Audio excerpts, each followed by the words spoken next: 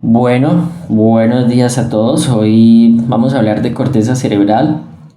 La corteza cerebral es una de las estructuras que más se ha estudiado, pero hoy en día se sabe que debajo de ella, que es la sustancia blanca, se están reconociendo situaciones y circuitos cerebrales que están complementando esas áreas corticales que vamos a ver. Antes se hablaba de un hemisferio dominante, que el derecho era artístico, el izquierdo era lógico. Eso ya se revaluó.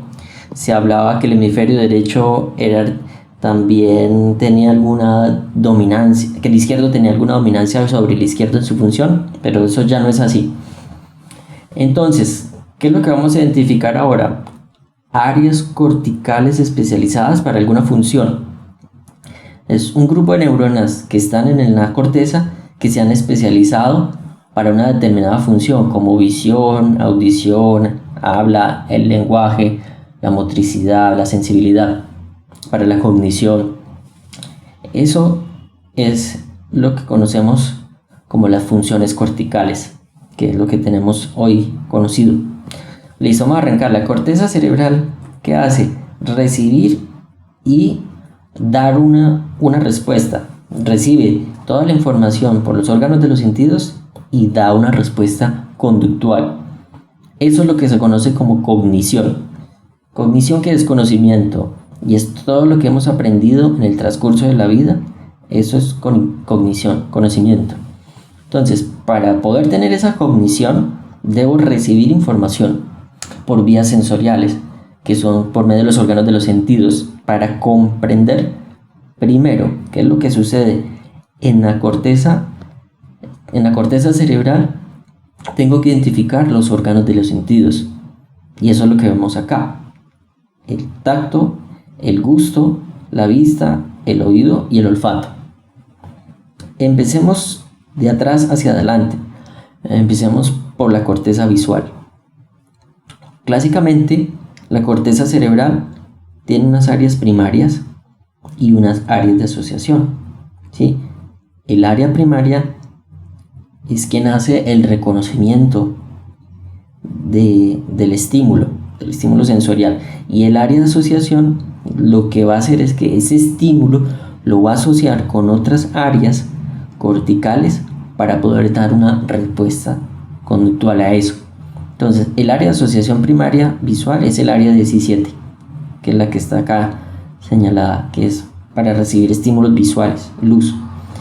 Y el área 18 y 19 son las áreas de asociación visual. Hoy en día se ha identificado o ha cambiado un poco estas áreas 17, 18 y 19, y se han reconocido con otro nombre ahora, que es B1, B2, B3, B4 y B5. No está mal seguir mencionándolas como antes, como la clasificación de Brodmann lo hace, no está muy mal. Son 51 áreas que Brodmann clasificó. Es difícil aprenderse las 51, pero sirven de utilidad porque me puede identificar algunas lesiones focales cerebrales. Entonces, el área 17, 18, 19 se cambió para hablar de B1, B2, B3, B4 y B5. ¿Y esas áreas para qué sirven?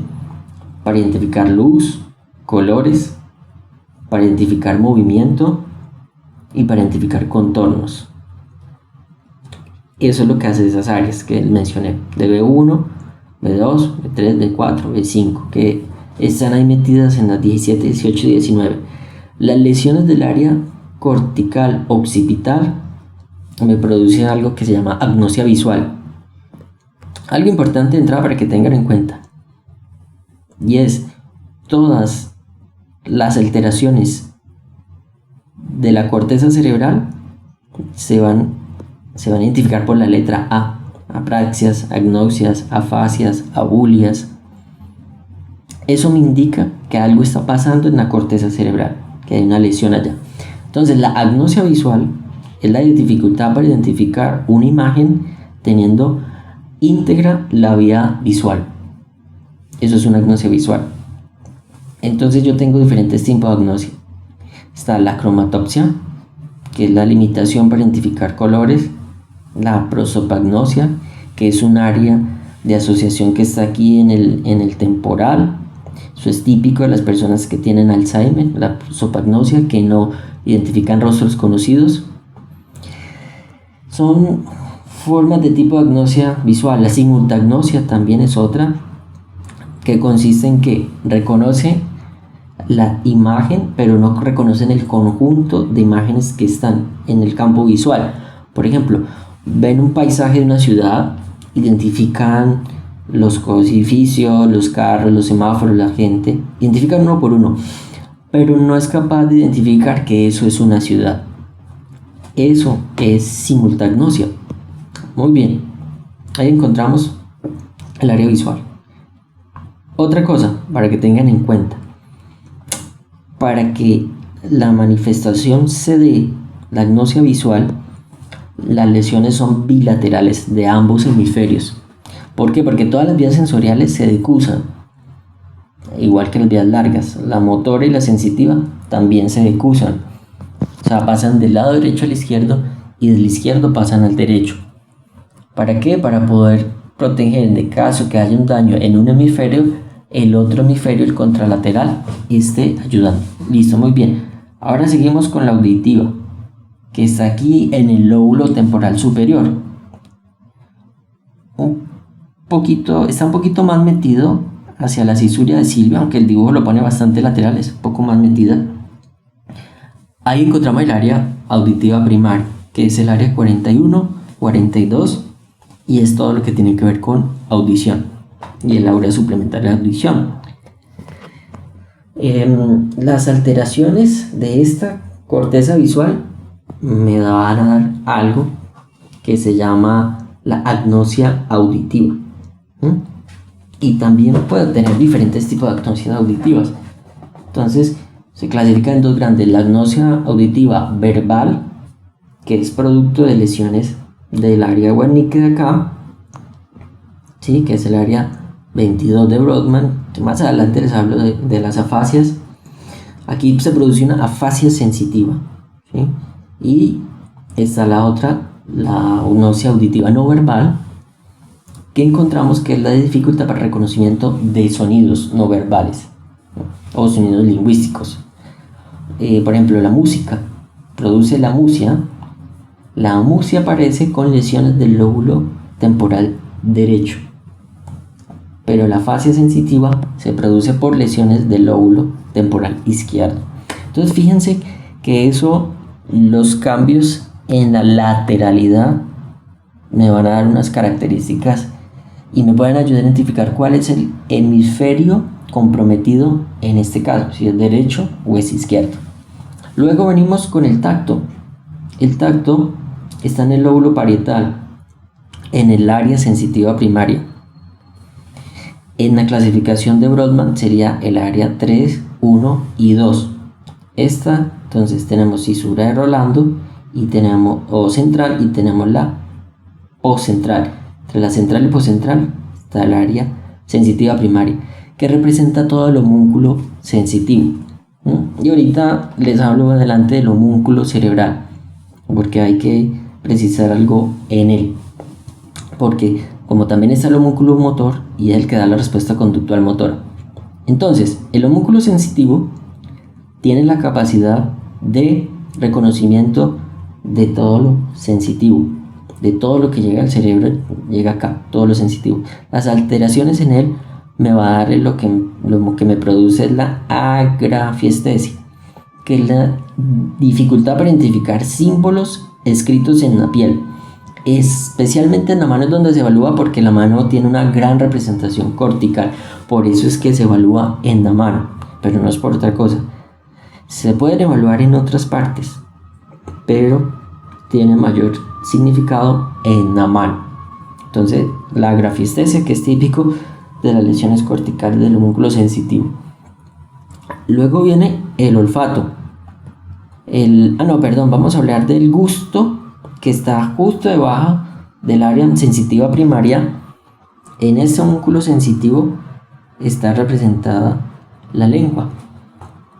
Ahí en ese homúnculo es donde vemos la lengua. Y es este pedacito que ven acá. Bueno, ahora ya por último hablemos del olfato. El olfato, que es el más primitivo de los órganos de los sentidos, en la vía sensorial más primitiva, la encontramos aquí en esta área orbitofrontal, en la corteza piriforme. Ahí es donde está nuestro olfato. Ahí está. Bueno, muy bien. Y las alteraciones del olfato me van a dar lo que es una agnosia olfativa. Recuerden que estas lesiones corticales deben ser bilaterales para que den una manifestación. Si no, no me van a producir la agnosia y solamente van a haber diferencias en cuanto al hemisferio comprometido. Bueno, ahora ya recibí la información, mi cerebro recibió esos estímulos sensoriales y va a dar una respuesta conductual a eso. De las primeras respuestas conductuales que se dan es el lenguaje. Entonces hay unas áreas corticales especializadas para el lenguaje, ya sea para el habla o para el lenguaje. Y el habla tiene que ver con lo motor. El habla está acá, por eso está pegada al área motora. Es justo por debajo del área motora primaria.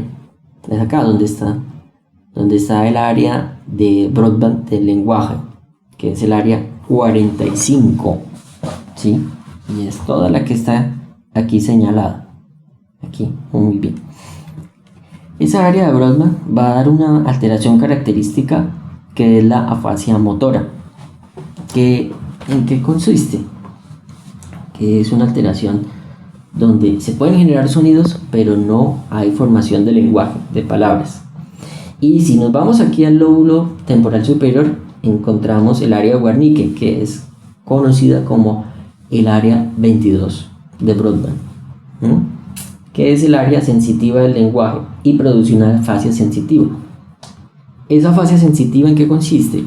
En que la persona puede escuchar, puede hablar, pero no puede interpretar el lenguaje que está recibiendo. Puede reconocer sonidos, pero no lenguaje. Es como si le hablaran en otro idioma, en un idioma que no conociera. Esa es la afasia sensitiva. Bien, esas son las dos áreas corticales especializadas para el lenguaje. Pero hay muchísimas más alteraciones del lenguaje.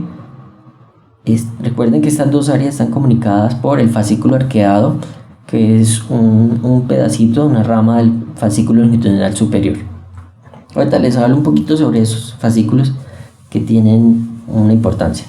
Bueno, muy bien, perfecto, vamos, seguimos. Aquí, ¿por qué está esta área de asociación límbica? Ya les digo por qué está ahí. Cuando hablemos del área prefrontal, esto tiene mucha importancia, esta área de asociación límbica. Ténganlo presente que más adelante le vamos a mencionar. Bueno, perfecto. Ahora la otra respuesta conductual que se da ante un estímulo sensorial es una respuesta motora. Entonces, vamos a hablar del área motora, que está en el frontal.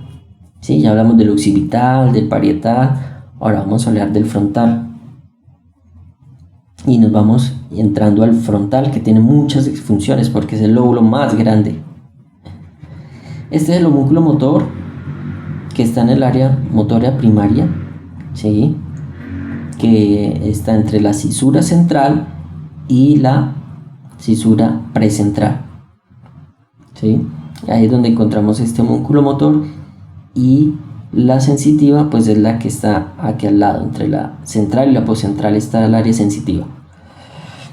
Como ven en este homúnculo motor, desde la lengua hasta el miembro inferior, hasta el pie exactamente, miren que la lengua y la cara y la mano tienen una gran representación cortical, tanto en el homúnculo motor como en el sensitivo. Tiene mucha representación cortical, bastante representación. Entonces, las lesiones de esta corteza, de este homúnculo cerebral motor o sensitivo, va a producir las apraxias, que es la dificultad para realizar una actividad motora previamente aprendida sin que haya una lesión de la vía motora.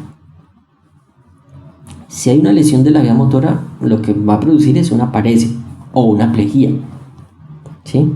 Pero si la lesión está en este músculo cerebral, lo que se va a reconocer es una apraxia. Y las apraxias son características también de las personas con enfermedad de Alzheimer. Bueno, ahora sí seguimos con ¿cuál?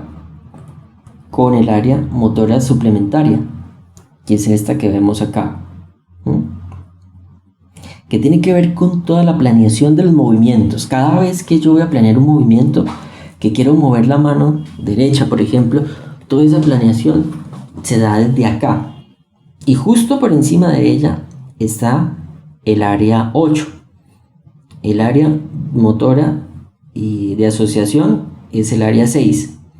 Y el área 8 es el área que esta que ven acá es la relacionada con los movimientos oculares horizontales, ¿sí? Ella tiene que ver con eso.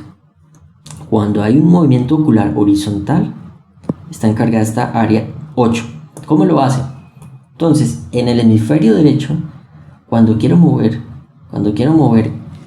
los ojos hacia el lado izquierdo, el hemisferio derecho es el que da la orden. Y pasa al contrario, cuando quiero mover los ojos hacia el lado derecho, el hemisferio izquierdo es el que da la orden. Por eso, una lesión del área 8 del lado derecho me va a producir es que los ojos se van hacia el lado derecho. O sea, van a mirar la lesión, como ocurre en los pacientes que les da ACV, ¿sí? Que les da isquemias cerebrales, que van a mirar y los ojos se desvían hacia el lado de la lesión, ya sea derecha o izquierda, dependiendo de dónde esté la lesión. Entonces, así es como se logra identificar esto. Es muy característico de este tipo de lesiones, acá, en el área 8. Y existe también el área motora suplementaria, ¿sí? El área motora suplementaria, que está hacia la parte medial, no lo vamos a ver desde este corte. El área motora suplementaria está en el área medial y es la continuidad del homúnculo motor y representa pues lo que es miembros inferiores y genitales.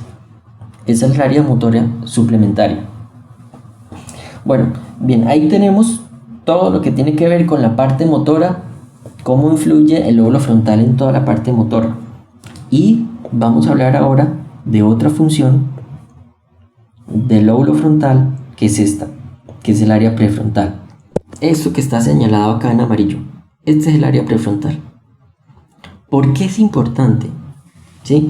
Muchas veces han escuchado que el paciente está frontalizado o que se frontalizó el paciente, ¿sí? Eso es lo que se llama como los síndromes frontales y son de 3 tipos, porque el área prefrontal es muy grande. Yo tengo un área prefrontal dorsolateral, que es la que vemos acá, una orbitofrontal y una mesial o medial. Esas son las áreas prefrontales que encuentro ahí. Están en toda la parte más anterior del lóbulo frontal. Ahí están esas 3. Entonces, esta área prefrontal dorsolateral tiene que ver con ¿qué? Está relacionada con toda la organización temporal para realizar una conducta, ¿sí? Esa es la que organiza toda la conducta que se va a realizar. Dicho en otras palabras y más sencillo, tiene que ver con las funciones ejecutivas. O sea que una lesión del área prefrontal dorsolateral me da un síndrome disejecutivo. Y ¿qué es lo bonito de esta área prefrontal? Es que se va a conectar con casi todas las áreas cerebrales, con todas las áreas corticales, se va a conectar con ella, ¿sí? Especialmente con la parietal y con la temporal, y lógico con el homúnculo motor. ¿Cómo lo hace? A través de unos fascículos. Los fascículos cerebrales son toda el área subcortical que conecta los diferentes lóbulos. Los más estudiados y los más grandes que llegan ahí al área prefrontal son el fascículo longitudinal superior, el fascículo longitudinal inferior y el fronto occipital. Esos son los tres más grandes, los más estudiados y los que más llegan al lóbulo frontal, al área prefrontal. ¿Sí? Entonces, a través de ellos es que se puede conectar con las demás áreas. Recuerden muy bien esos tres. Entonces, finalmente eso es lo que hace el área prefrontal. Sigamos con el área entonces, la orbitofrontal. Esta que vemos acá, esta. Orbitofrontal. Esta que está acá. ¿Qué hace?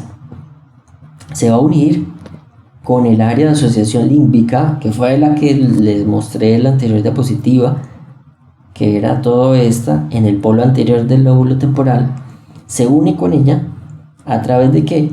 A través del fascículo uncinado, que también es otra área subcortical, es un tracto de sustancia blanca, que va a conectar el lóbulo orbitofrontal con el polo anterior del temporal. Lo conecta, y ¿qué es lo que va a suceder? ¿Qué es lo que va a hacer la conexión de ellos dos? Lo que va a ser el control de la impulsividad. ¿Sí? Eso es lo que hace finalmente. Si no tuviéramos ese orbitofrontal y no estuvieran conectadas las dos áreas, fuéramos muy impulsivos, agresivos, tuviéramos hipersexualidad, hiperoralidad, estaríamos desinhibidos a toda hora, porque eso es lo que va a hacer eso. Bueno, entonces fíjense que a veces no es tanto el área cortical, sino las conexiones que tiene, porque la corteza no es la única protagonista, sino la sustancia blanca también. Recuerde que la corteza cerebral está en los núcleos de las neuronas, ahí está el cuerpo, y la sustancia blanca, la forma, son los axones de las neuronas. Entonces toda la neurona tiene importancia. Entonces por eso se ha cambiado los términos de hemisferios dominantes y que áreas corticales. Entonces hoy lo que se está hablando es de circuitos cerebrales. Bueno, muy bien. Entonces vamos a continuar ahora con la otra área prefrontal, que es el área medial. Ya vimos la prefrontal dorsolateral, la orbitofrontal, y ahora viene la área prefrontal medial, en la línea media, no lo vemos por acá, y está justo por delante del cíngulo, que va a conectar con todo el cíngulo anterior, con toda esa corteza límbica, se va a conectar, y la función de él que va a tener esta área prefrontal medial tiene que ver con la atención y la motivación, lo que nos motiva a hacer las cosas, y es la que nos permite fijar la atención. ¿Y cuál es la manifestación cuando se lesiona esta área? Produce lo que es abulia, ¿sí? Que es pierde la motivación para hacer las actividades. Esa es la abulia. Y hay una forma mucho más grave de la abulia, que es la abulia akinética, que aparte de que pierde la motivación, pierde la atención, no hay movimiento. Esa es la abulia akinética. Bueno, esos son los tres síndromes prefrontales que existen, que quería mencionarles del área prefrontal. Bueno, antes de terminar, se me había olvidado que acá en el lóbulo parietal superior, ¿sí? en esta corteza parietal que estoy señalando acá, está relacionada con todo lo que tiene que ver con la memoria sensitiva, que es la esterognosia. Es muy importante, y es la capacidad de reconocer objetos con las manos. Esa es la esterognosia.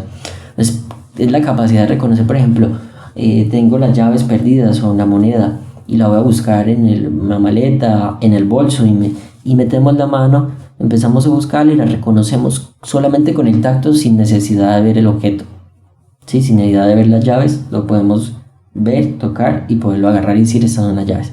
Bueno, muy bien, eso era lo que les tenía hoy.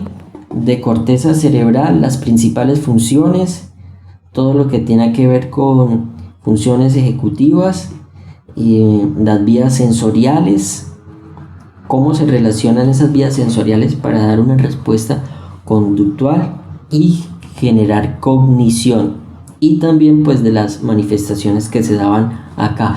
Espero les haya gustado muchísimo. Si tienen preguntas me las pueden dejar en los comentarios, las respondemos de inmediato. No olviden suscribirse a mi canal de YouTube. Me pueden seguir en redes sociales también, Facebook, Instagram como @neurólogo Leonardo Bello. Un saludo a todos y muchas gracias por participar y nos vemos en la próxima clase. Chao, que estén bien.